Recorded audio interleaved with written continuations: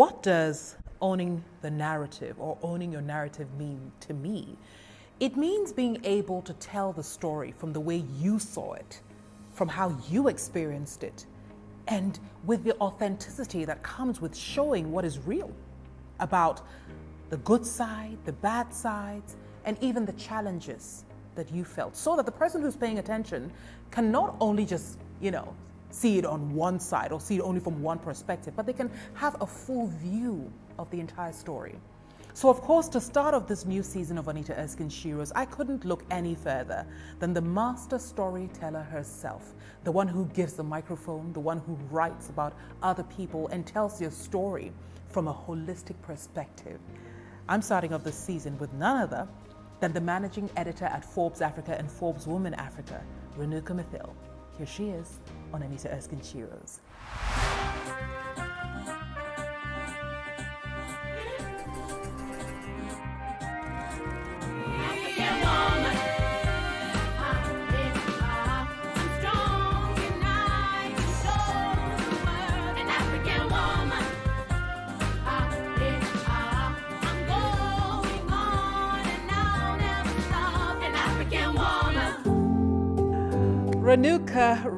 Renuka, thank you so much for joining me on Anita Erskine Shiro's. And I cannot help but think about how you hold in your hand the responsibility of telling Africa's story. The women, the men, the youth. What does this responsibility feel like? Oh, Anita, it is a huge responsibility, and especially when you work for a company that believes in the diversity of women, and they know that you are perfectly capable of carrying off that responsibility, not as a woman, but as a professional, and that the buck stops with you, that is a hugely responsible position to be in, because you're accountable for every word that goes in, everything that goes under the brand Forbes Africa. It's such a powerful platform.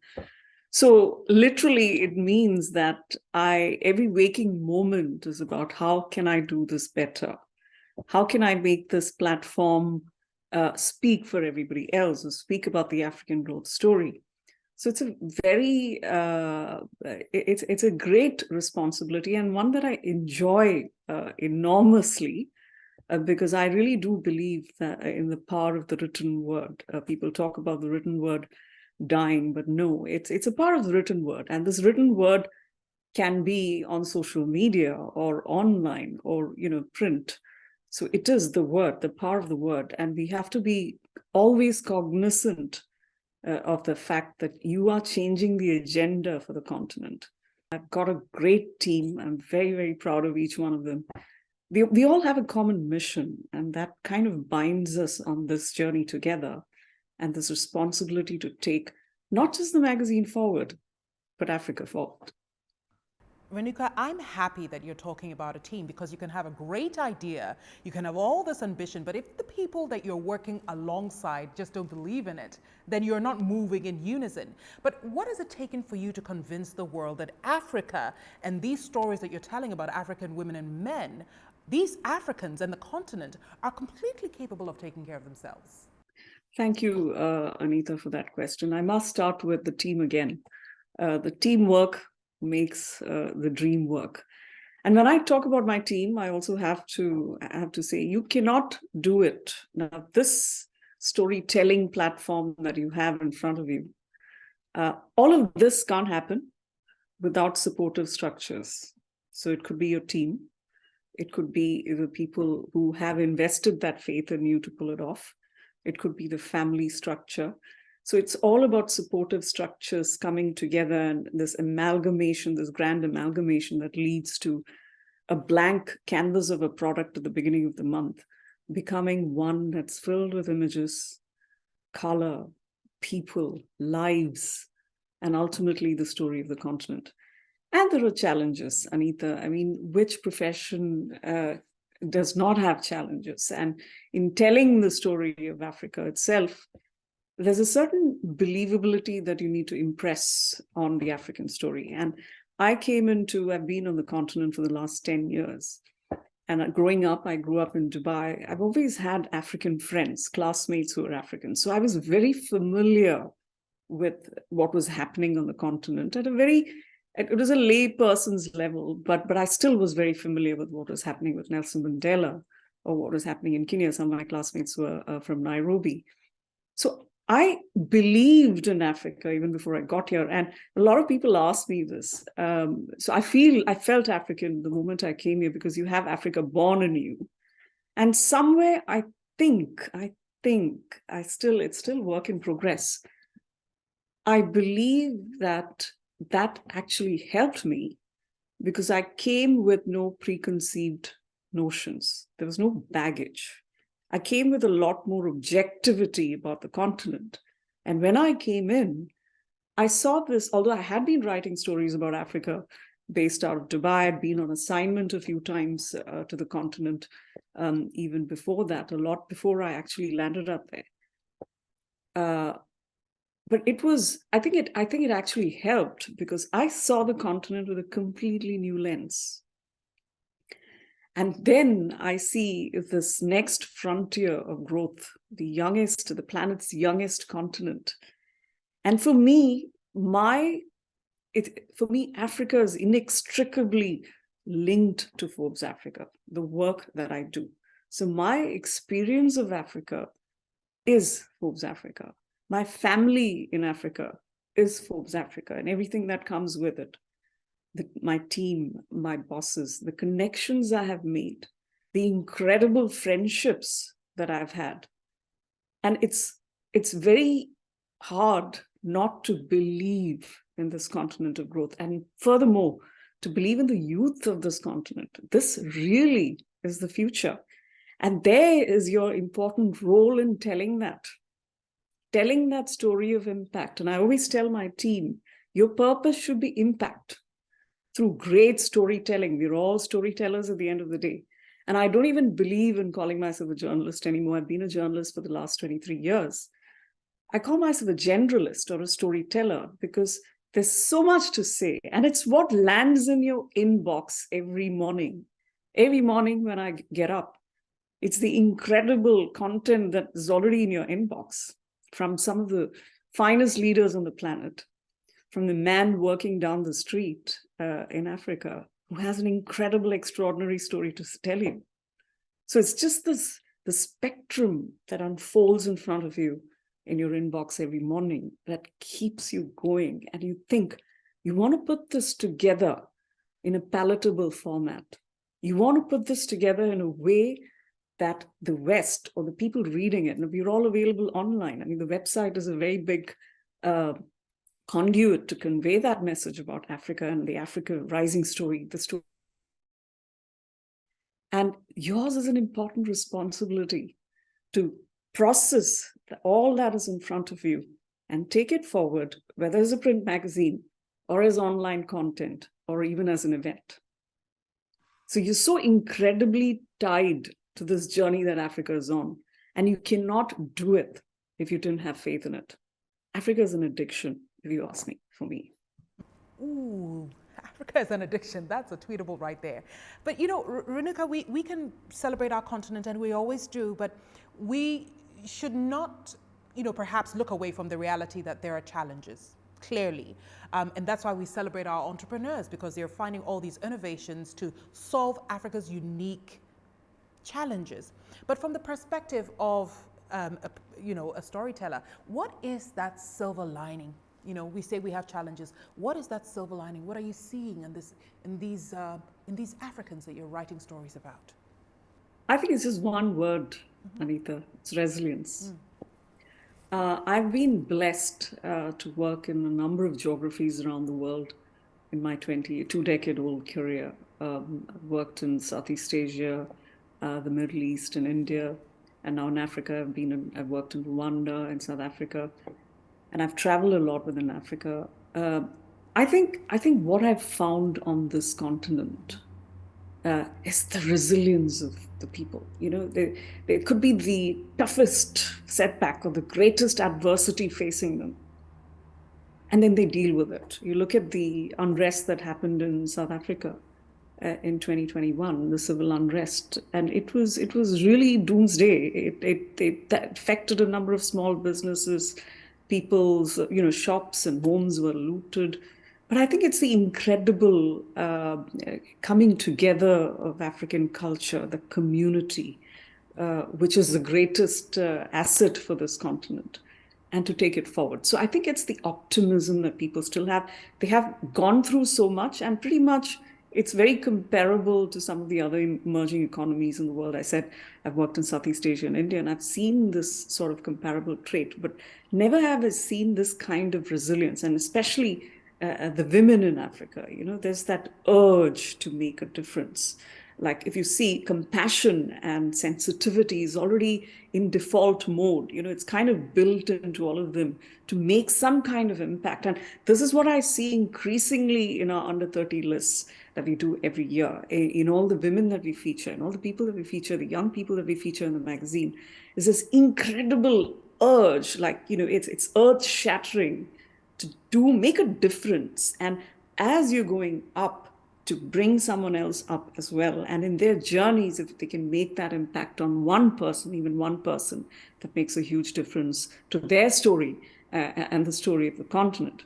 So there are many challenges, but they face it. And this is a continent of 54 countries. Imagine the diversity and the diversity of challenges and the setbacks that they faced with the countries without electricity. Even a bigger economy like South Africa is struggling without many hours of power affecting businesses. But does that dampen their spirit? No. The spirit is COVID, come power shutdown, come failure. Let's look at solar. Let's look at other ways in which to be creative. And that's what I love about this continent, this whole concept of demolishing existing shackles, of dismantling existing systems, and being creative even about destruction. And I always think of Joseph Schumpeter, you must know, the Austrian thinker.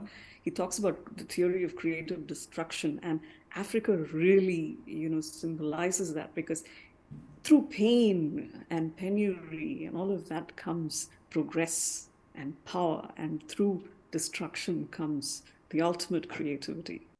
And take us to where you believe, in your mind and in your heart and in your professional experience, where Africa's women belong in all of this extraordinary growth and emergence. What kind of space have we made for ourselves? Where do we belong? And where are we putting our energies and our voice, most importantly? They belong in the future, Anita. They're working towards the future. And I always like to think that the African woman is never in a box. There's no box according to her. There's no out of the box thinking. There's no box according to her. She's already out of it. And she's progressing far ahead.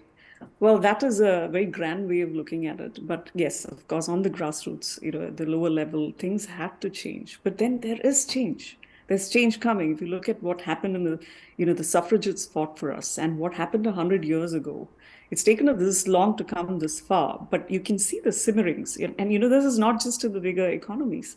You go to Botswana, you go to Namibia, you go to any of the countries, East Africa, Kenya, Rwanda, they're great examples of how governments are pushing that, and they all have women on the agenda. Most companies are beginning to have the diversity mix. And I don't think it's just tokenism or, just a tick mark anymore. I'm increasingly seeing, when I joined the Forbes brand in Africa 8.5 years ago, and what I see now, there's a marked difference. And the difference is in sheer visibility. The number of role models that we see on this continent, the number of young people wanting to aspire to those, to becoming those role models, and the sheer number of businesses that women have started, and more so, they're coming to the forefront, saying and owning that, and saying that I am doing this, and they're saying it unabashedly. They're coming to the forefront and saying that I have dealt with failure, but here I go again. I'm going to do it all over again if I have to, because this is the change that I want to see in not just myself or my family, but also my community. So that sense of community is so strong for the African woman. And you see that reverberating, that message resonating in every story you do. There's not a single female leader that I've spoken to who's not mentioned impact as their purpose, and it's an ongoing purpose. It's a very live, thriving purpose for them in everything they do and in every stage of their journey. If you look at it, it's not just the young people. You look at the number of women that we have over the age of 50 who are doing incredibly well. It's just a number in their heads. You find all of them making a mark at any age. If you see the stalwarts, even in their 70s and the 80s, who are still highly regarded in Africa, but they need to be celebrated because young women need to see them. Seeing is believing. They need to be celebrated, and that's what I'm very grateful for. Summits like the Leading Women Summit. I'm sure you've heard about it, the Forbes Women Africa Leading Women Summit. We hold it on the 8th of March on International Women's Day. And that's exactly what we do. The people we celebrate in the magazine are the people you see up there in the flesh and blood, and people need to have those connections and interactions. And as women, you're on the right track, Anita. The way you're promoting someone else is what we all need to do. Is to I think in many ways it's not male bashing. There are so many men I personally know, who are on our side, in our corner, and they want to be known as a male gender activist, and they're involuntarily they're doing it. They're also at the forefront. They are following our journey, and they are in the background as certified good men, saying that we're also here for you if you need us.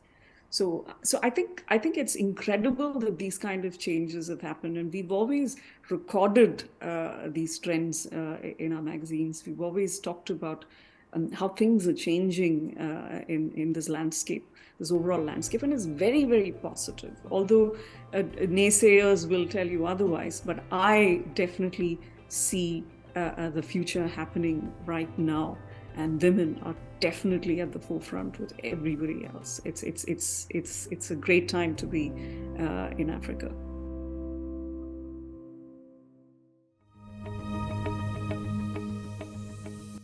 Why Anita Erskine Network? Because I think that home is truly where the heart is. You know, home is where you have the utmost confidence and comfort in talking about who you truly are. And sometimes home is also the place where you lay a table for others to sit, to eat, to share. And that's what this network is all about. First of all, if you look at the design, right in there is this, the Adinkra symbols. Because Africa is important to me no matter where I go, no matter which space I find myself in. Africa is at the core of everything that I do. And then you can check out the cities and the beautiful skylines I've placed right on the logo. It means that no matter what we do, it's important to plug into what the world is turning out into.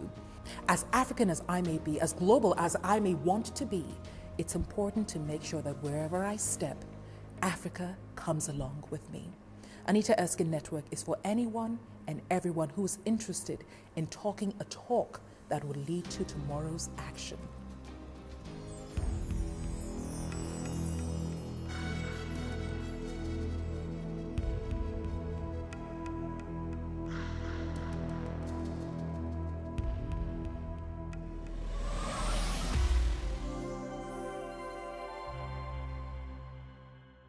So Renuka, before the break, we were talking about the Forbes Women Africa Summit coming up next week, March 8th, on International Women's Day. But it's, you know, the theme is strong. The icons and ideas shaping Africa. Who are these icons and what are these ideas? And why is this theme so important to the summit this year? The summit's coming up. It's on the 8th of March. All the icons, the ideas, the innovations, you'll see all of that unravel right in front of you on stage in an in-person format. Anita, we've had the summit for the last 7 years, and this is going to be the 8th installment, the 8th edition of it. And over the years, we've been extremely fortunate to have brought an incredible group of women together on stage. And these are women from business, from technology, politics, arts, civil society, life, sports, everybody and anybody who's anybody with a voice and with a definite mission and purpose on the continent is up there on stage. And these are all icons. All of them are icons in their own way, in their respective fields. They're drawn from across Africa and from around the world. If you look at the virtual summits that we had the last 2 years, because of the pandemic, it was all virtual. We had over 50 speakers from around the world. And all of these women had a great message for the continent. And then you see that there's this great connection that people have with this continent, and everybody wants to be here and now. So you will see very soon, that magic on stage. Politicians, celebrities, movie stars, supermodels, and thought leaders in business and technology. And technology will take center stage, because I really believe that, with metaverse and AI and blockchain, that is going to define every sector going forward. And women are at the forefront of the technology sector. And these are the people that we want to have talking about the influence of it in all the sectors that they're in, and how it's helping them drive and, level out the change. And, because technology is a great leveler. So how is it helping them drive the change that they want quicker? And no doubt it would be, and it's going to be very exciting and eye-opening. But Renuka, as we are talking about all these great women who are going to be at the summit, and all these great women that we keep encountering and we keep learning from, I'm also thinking about the women who are coming, the next generation of women who is here and yet unborn. What is your advice for this woman? Wow. Well, Generation Alpha is already beginning to make a difference. So I think they start very, very early. They're probably ahead of us in every respect. You find 19-year-old CEOs and, people who've already made it by the time they turn 25. So I wouldn't be surprised. Well, I think I can speak from my experience see, I spoke about power earlier, and I spoke about purpose. Very strong words, very loaded words. And I think that comes from being a human being first. So you could be a great CEO somewhere, you could be a billionaire tycoon sitting somewhere, it could be a great celebrity, ruling Hollywood. But I think at the core of it is to always remember our place in the scheme of things. That I always look at it as a cosmic, reality, and the Earth is just a tiny blue dot, and all of us are here to make a difference to that tiny blue dot. So I think the empathy part of us, or bringing humanity, that humanitarian aspect to commerce now is very important. And I'm very happy to see that it's not a discussion point for young people anymore. You don't have to tell them that or speak to them about it. They already have it ingrained in them, that they need to create not just stock profits, but also purpose, and not just profitability, but also philanthropy. So there's the money, meaning, manpower. It's all of that is ingrained in already well entrenched in them as their DNA, and that is very, very. That's wonderful to see, because I don't think we were taught when we were younger. At least I can speak for my parents or my generation growing up. I grew up in Dubai and India. I don't think we were taught to have that entrepreneurial, that proprietorial thinking to everything we did. We were always taught to have great jobs and study well and settle in life. But I don't think somewhere we were not taught really to become thought leaders. So I think that's what young people need to do. And in doing that, always remember that you need to reach out to someone to already find out what their knowledge is in that respect. So do not be afraid of looking for mentors, because there's the difference between talent and opportunity is a mentor. So if you can have great talent, and opportunity may come your way or it may not, but that conduit, that medium could be a mentor. and you need to find it. Go seek it. And it's a great responsibility even on the part of the mentor and not just the mentee, because you've got to be able to take the good with the bad. And it's a relationship that has to be taken very seriously, because there's a lot that you will tap into the wisdom of the mentor and the historical connections that the person has. And one of the things I want to say is that it needn't be, a woman needn't go looking only for a female mentor. I mean, you can also look for male mentors. They historically have the networks and the connections, so take advantage of that. I'm very blessed to have had, I've never gone looking for them. I've always been blessed to have male mentor-like figures in my life, starting with my dad, my husband, my professor, even my boss. So I feel it is very important for everyone, be it male or female, to look for mentors that can be your friend, your philosopher, and your guide. And I also talked about being a human being first.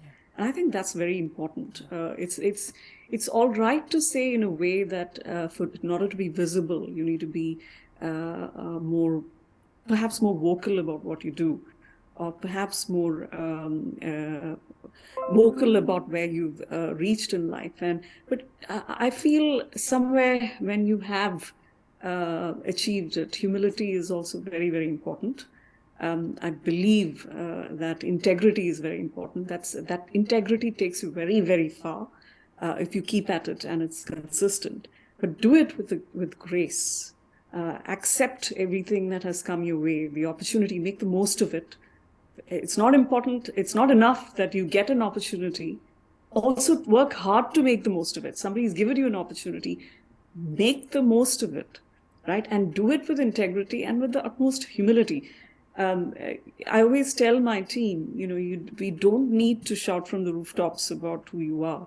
Your magazine is going to do the talking for you. When you win awards, the magazine will talk about the substance of the writer and the content, the rich content in the magazine. So let the magazine do the talking. We don't have to shout from the rooftops.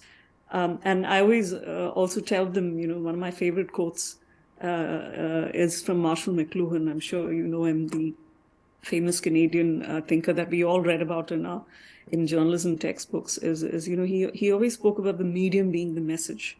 And in this case, the medium is so strong, a brand like Forbes Africa, the platform itself is so strong that you don't need to brag about it. All you need to do is to bring in, keep pushing out great storytelling that has definitely has an impact in the narrative of development on the continent. So that's to sum it up, I think young people need to grab opportunities, but not just grab it, keep it consistent, keep up the momentum. And if you have to seek the advice of someone, please take it. There are many women in great positions who will be able to do that. I'm very happy to mentor and groom young talent. So never hesitate. I'm always very happy when I have young people reaching out to me or emailing me and saying, can I get your advice or can I speak with you? And I love engaging with them because there's so much you learn from them. There's so much of reverse mentorship that happens that every day you're learning something new, and you're also on a growth curve along with them. And that for me is absolutely fascinating.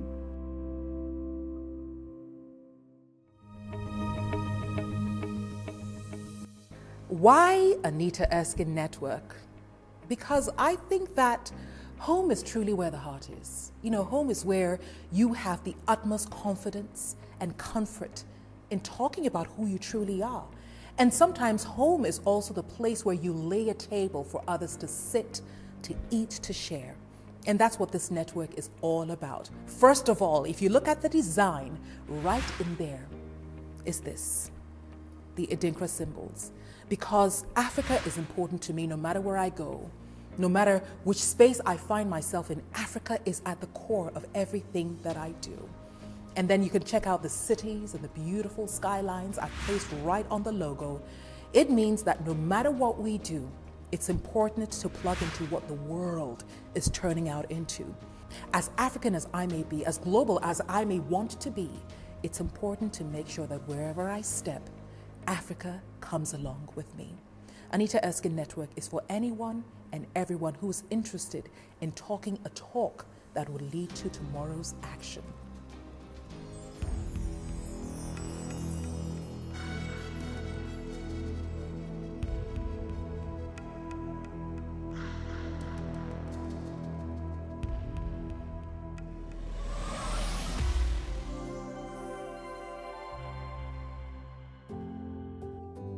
Renuka, we could stay here all day. I could listen to you all day. My team is here. My producer is just smiling from ear to ear. She doesn't want to go home. Because not only do you have a lot to say, I do believe that you've taken your mandate to share stories very personally, very seriously. You do it with a kind of excellence that indeed does leave your audience, even though I know you don't know who is reading, leaves your audience wanting to know more and discovering more about themselves. We don't take this kind of commitment for granted, and we say well done to you, and we say a big thank you. We're happy that you are a woman at the forefront of Africa's leading publication, and that we know, no matter what, if we ever doubt anything we've heard, if we do pay attention to what Forbes says, then we get the right information. So thank you very much for that commitment. Thank you, Anita. Thank you so much for doing what you do as well. You're doing an incredibly great job, and please keep at it and keep shining the way you do. Thank you so much. Thanks for joining us.